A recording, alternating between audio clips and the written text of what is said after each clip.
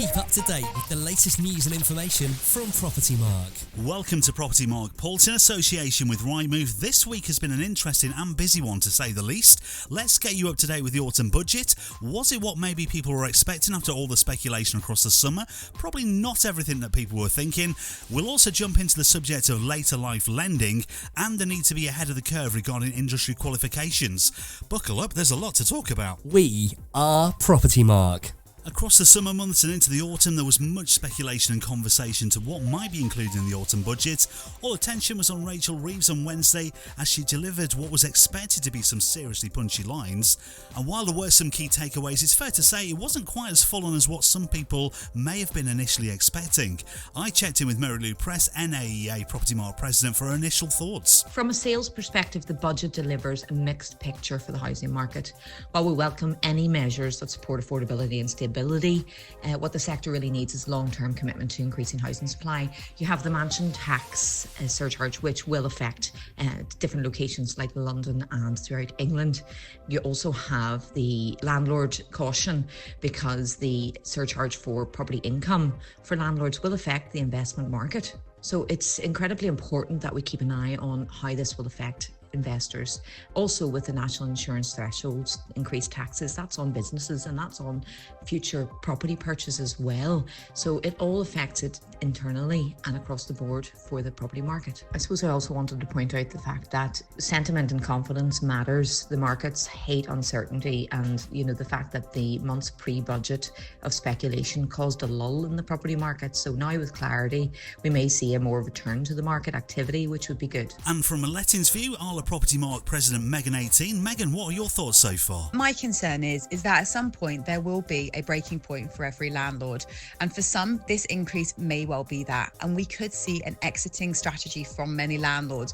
Ultimately, it could also increase rent for tenants, and as we know, we're already seeing a housing crisis with less properties available and ultimately an affordability issue. So my advice to you at this point is make sure that you're working closely with your landlords, making sure that their portfolios are robust and profitable where possible. In addition, I also caught up with Greg Suman, a former Arla Propertymark president, on his thoughts regarding tax frameworks and burdens on landlords. Greg, what's your view? Well, as we know, landlords are going to be taxed more. They're adding 2% tax to all the marginal rates for property income. And the difficult bit to explain to any policymaker is that we're not talking about tax and profit. We're talking about taxable profit. And there's a fundamental difference in accounting terms. Profit normally means rent minus all running costs, including mortgage interest. After the Section 24 of the Finance Act was introduced by the previous government, we've got this new concept of taxable profit, which is a bit of doublespeak, and it's very misleading. Yes, it suits the narrative, but you are choosing to exclude the highest expense for majority of landlords. The English Private Landlord Survey in 2021 showed that 61% of private rented sector tenancies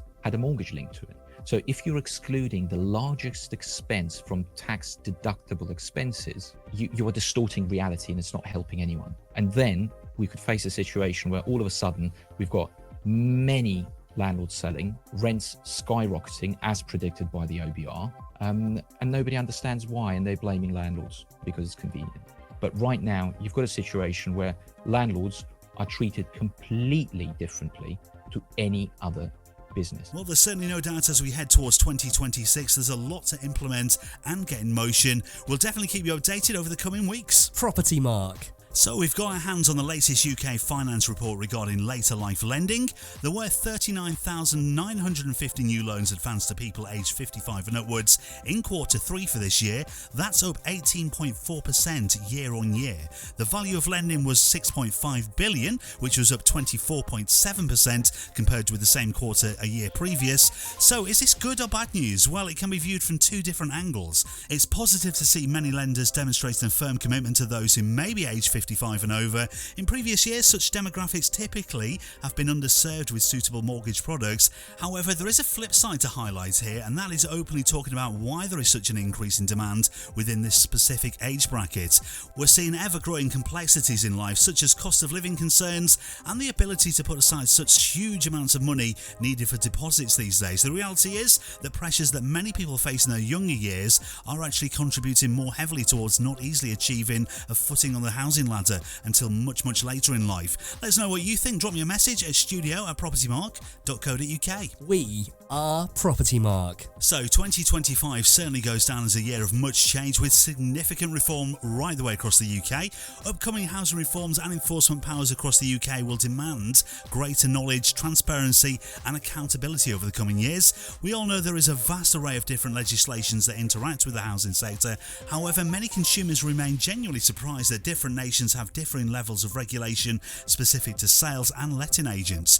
Qualification is one aspect that constantly is flagged by consumers as an essential when considering either buying or selling or renting via a certain agent. Professional development isn't just about ticking compliance boxes, it's about building a confidence and credibility in every aspect of being a confident agent. With various governments looking at ways either to strengthen protections or introduce new regulation, it's more important than ever to consider future-proofing abilities and creating a leading edge of professionalism. You can get more details on qualifications at propertymark.co.uk. For more details, check propertymark.co.uk. As always, thank you for listening. It's always good to hear from you. If you fancy getting involved in the conversation, simply drop me a line to studio@propertymark.co.uk.